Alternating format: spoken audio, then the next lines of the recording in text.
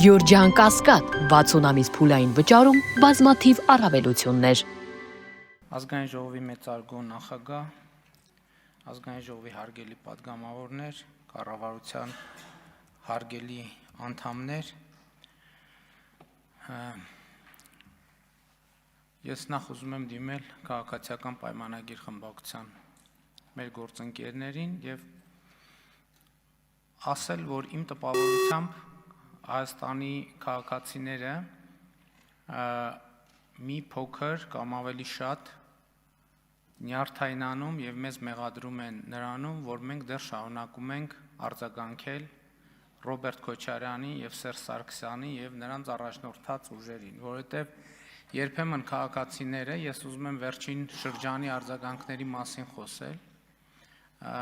նրա մասին են, որ մարդիկ ասում են մեկ-մեկ նենց տպավորությունն է, որ շատ հարմար է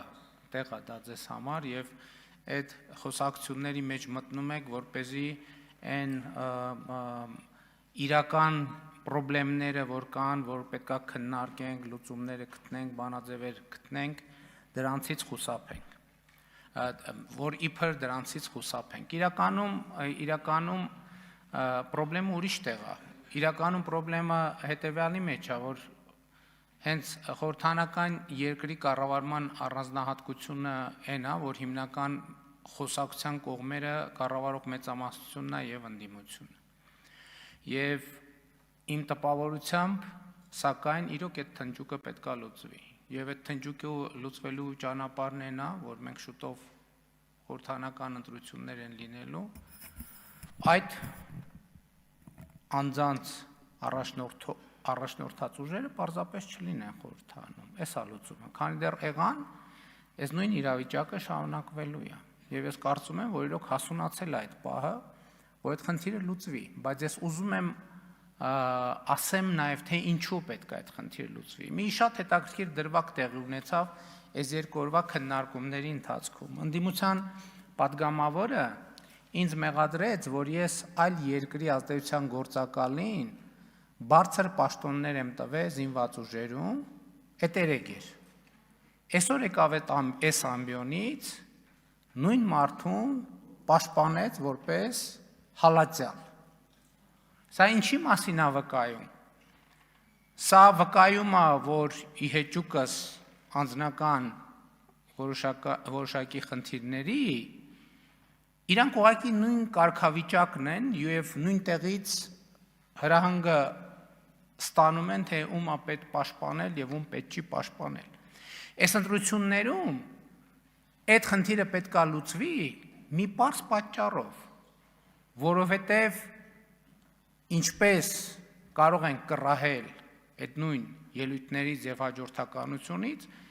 այդ քաղաքական ուժերը եւ նրանց առաջնորդները նույնպիսի ենթադրաբար ազդեցության գործակալներ են Հայաստանի Հանրապետությունում։ Եվ այս քննարկումները ամբողջ դրա մասին են ցույց տալիս։ Եվ ես ուզում եմ, որ այս ամբիոնից մենք խոսենք 2018 թվականի եւ 2025 թվականի Հայաստանի մասին, որովհետեւ այդ մարդիկ ենթադրաբար այլ երկրի ազդեցության գործակալները ուզում են զզվանք, կամահրանք, արհամարանք ներշնչեն այսօրվա Հայաստանի Հանրապետության նկատմամբ, բայց ես ուզում եմ իմ անկեղծ տպավորությունները կիսել 2018 թվականի եւ այսօրվա Հայաստանի տարբերությունների միջեւ, որովհետեւ 2018 թվականի դրությամբ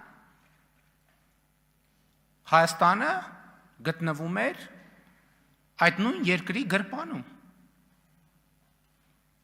որի ազդեցության գործակալներն են թվարկած անձինք։ Այսօր Հայաստանը անկախ պետություն է։ Այսօր Հայաստանը ոչ միայն անկախ պետություն է, այլև Հայաստանը ունի ինքնիշխան կամքի կենտրոն եւ կարող է որոշումներ կայացնել։